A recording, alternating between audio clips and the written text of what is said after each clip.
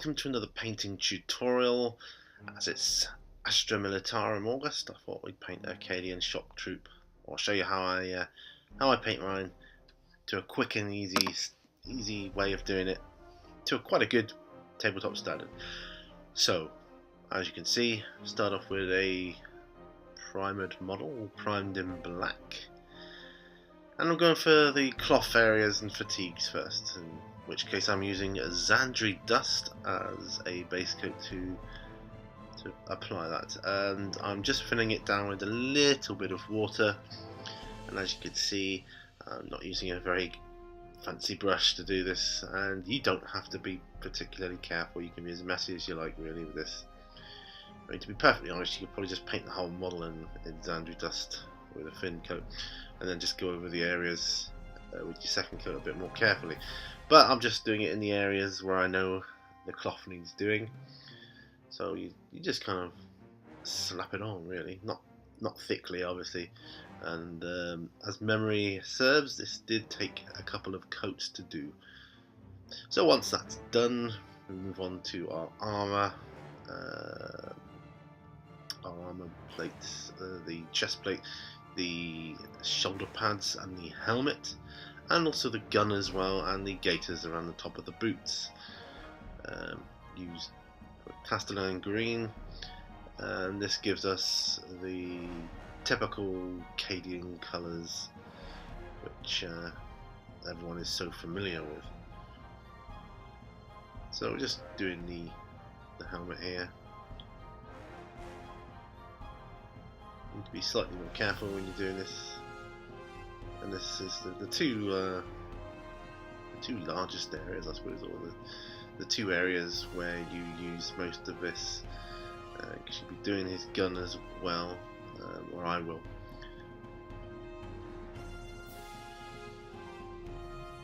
And you want to set yourself up. Really, if you get a lot of these guys, you want to set yourself up on a production line. And just do each model with each stage in turn, and then by the time you finish the last one, hopefully your first model will dry, ready for the next stage. So there's a couple of coats of Cadian green. That's our two main base colours done then. For all the cloth areas and armour areas as well. So as you can see, I started with doing the largest areas first. Ordinarily on a model I start with the inside bits first and work my way outward, i.e. the face and things like that. But in this case I chose not to do that. I just wanted to get the larger areas done first. This because in the long run it does save time. Baden Black is next. Now I fill in this one down with a bit of Lemurian medium, so unless otherwise specified, I'm filling all my paints down with water. But in this case, I wanted to use Lemurian medium so I could control the flow a bit better. Because if you make a mistake with black, it's blatantly obvious, no matter how small or tiny that error is, and you can't usually get away with it. Yes, that's my way of thinking. So doing the belts, the boots, back of the gun. I think that was it for the black. So just doing the boots there, as you can see. And then I'll be doing the back of the gun. I forget what it's called now. The stock of the gun, is it? Or the bit that goes into his shoulder anyway.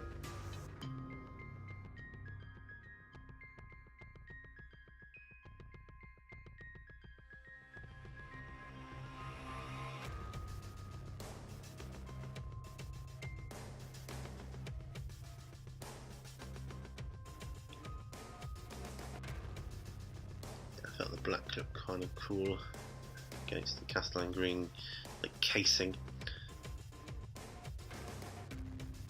I think quite effective. Once that was done, we moved on to the skin. For our base paint, we're using Bugman's Glow, again with a bit of Lemurian medium because we need to be a little bit more careful with this one. So just a like wet the brush with Lumiere medium. You really don't need much at all. Just be a little bit careful in the face, but because of the pose of these models, it's so easy, it's dead easy to do. So it's just the face and the hands, and that's the only skin areas. You find that these models are they seem to be made to be built quickly and painted quickly, which is just what you need when you go for an army where you need a lot of models. I always seem to go for the high model count armies. Should have gone for Grey Knights. But anyway, Astra Militarum August is upon us. Even if you're watching this and it's not August, it really doesn't matter. Just showing you how I quickly paint my Astra Militarum infantry. And once you've got these first few base colours down, the model really starts to look quite good. Especially once you've done these, we'll be moving on to our first shade wash. And as you will see, it really starts to come together then. Right, so there he is, the basic base colours, which I'm going to put Agrax Earthshade on top of. Now, I use these straight from the bottle, no watering down at all, just straight out the tub, pot, whatever you call it. And we're just washing this all over so it gets to the cracks and crevices. Just we'll be bringing it back up with some highlights later on. So, and already at this stage, I think it makes the cloth look really good. It stands out with the folds and all that kind of thing. So moving on to a lead belcher for our metallics, and there's really not many areas of that. It's like the barrel of the gun, the gun magazine, and I did the water bottle on his back and the handles of his dagger, but yeah, that's really it. See, I didn't want these to have an Agrax Earthshade wash. I'll be wanting to use null oil for these, so that's why I did it separately. That's his water bottle on the back there.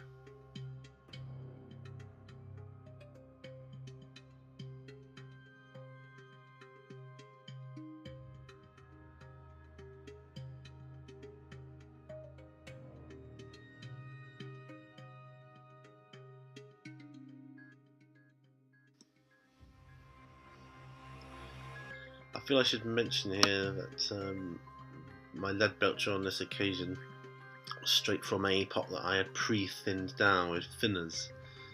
Ordinarily I would only use thinners to thin down my metallics. Anyway, moving on to Celestra Grey for the kind of eagle emblem that's on the gun and top of his helmet, and he's got one on his breastplate as well. So I don't want it to be, didn't want it to be white. I think that's too stark of a colour, especially on like a troop that's on the battlefield. It needs to be slightly off-white, and even the highlight later on will be off-white as well. Once you get these on,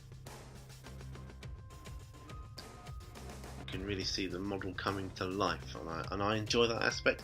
I use the side of the brush as opposed to the tip for a lot of it here, and particularly highlights as well.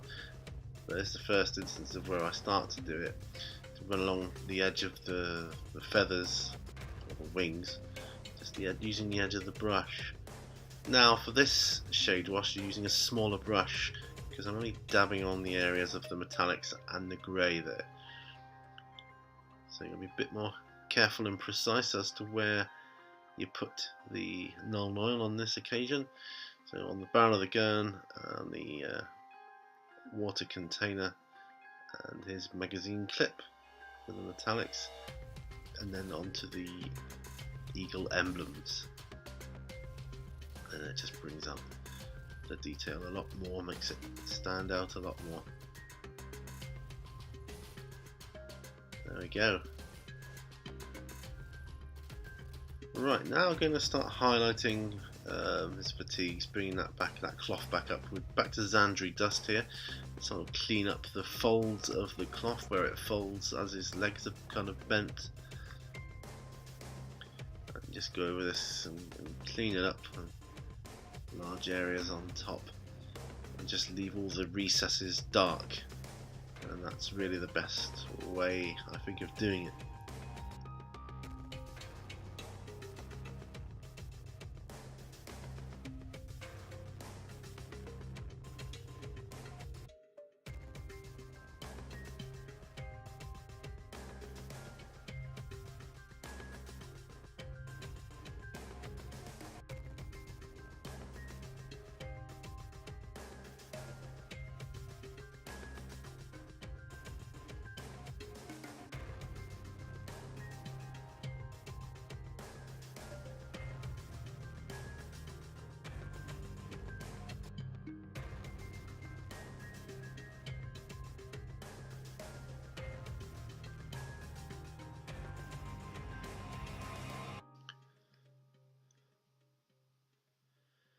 Once that's dry, we'll come back to Castellan green for the helmet and shoulder pads and other armoured sections. So you just want to do exactly the same thing, but just leave all the edges as the darker area. So just do the middle bits and leave those recesses nice and shaded, and it starts to look really cool.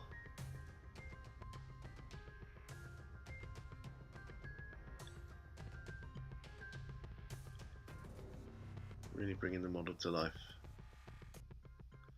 I should also mention at this point, his dagger, scabbard, the pouch and straps that hold his water container, I painted later on using my leather effect technique, which you could see on another tutorial if you want to see how to do that. So I used the same kind of method for all of them. Anyway, back to the highlights. Ushabti bone and Lemayan medium, because we're being quite precise with this. Again, going across the folds of the cloth, but to the very centre, so a smaller area again. Even on the lines, don't go all the way down, not as far as you did with the Xandri dust, just do about halfway.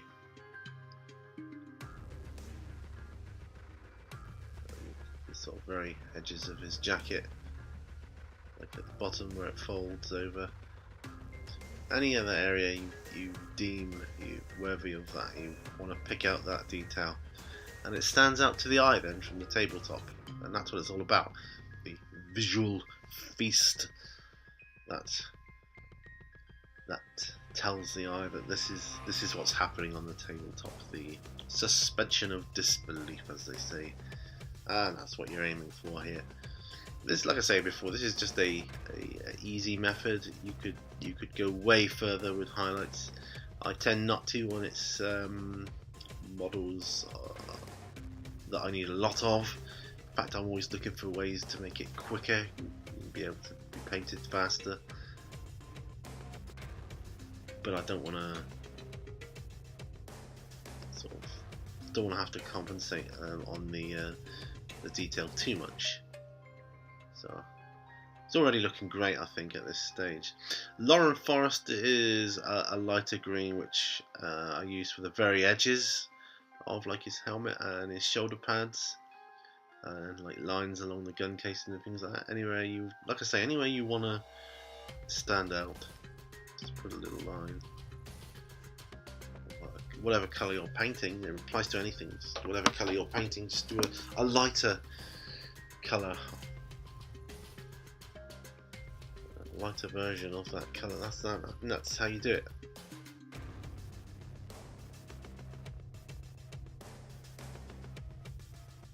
It'll be quite precise. It wasn't hardly any areas of detail at all, so I just used that colour straight from the pot with no thinning. The brush was quite wet anyway because from cleaning prior, so you just got to kind of judge it yourself really as to how much, when you thin your paints down. for instance, when you're painting around the edge of the base, you're not going to thin it down at all, are you? You're going to paint it straight from the pot. And a lot of the paints are very different in their makeup as well. Even though, I mean, take the layer paint. One layer paint can differ vastly from another, you know, in terms of its viscosity and, you know, pigmentation. So you just got to judge yourself. So there, yeah, that's that one. Is gaiters as well. I've obviously decided to put a line there on that just because it was there. I had the paint. And it was nice and easy. Like I say, you can see how this would be very easy to do on a production line level of painting. You just get a whole bunch of these guys done in the same method, and it wouldn't take you that much longer to do, really. Alright, Rune Fang Steel for the metallics. Rune Fang Steel is a very shiny highlight that you can put on lead belcher. Always works good after lead belcher and a shade of Null Oil. The Rune Fang Steel really brings it out, I find, and looks really cool. And sometimes less is more with things like this. Some models seem to have an awful amount of metallic areas, or areas that need to be metallic. It's finding that on a model recently, and as you're doing it, you're thinking, crikey, this is surely too much. You know, you just got to be aware that sometimes less is more. Ulthwan Grey. It's a very light grey, which I use to just put a little bit of a highlight along those eagles there. Just say, it's about using the edge of the brush as opposed to the tip of the brush.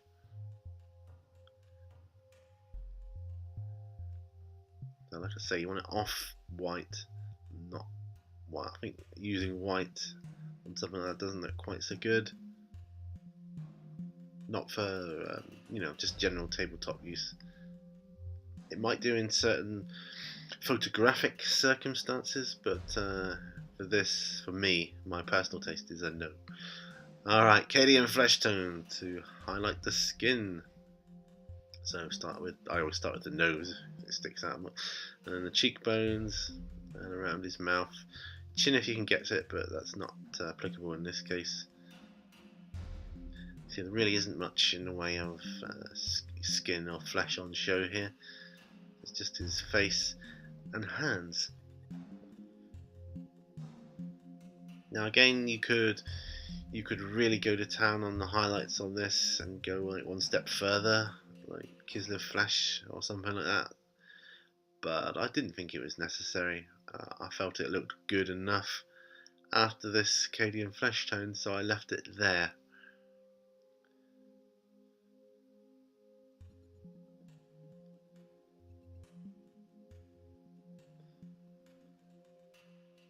So there really isn't much in the way of flesh, so it's quite easy to do.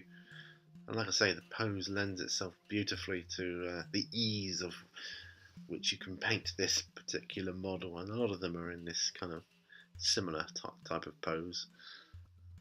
And there you go, I based him up and painted the leather effects on the scabbard and the pouch on his back and the straps holding his water container.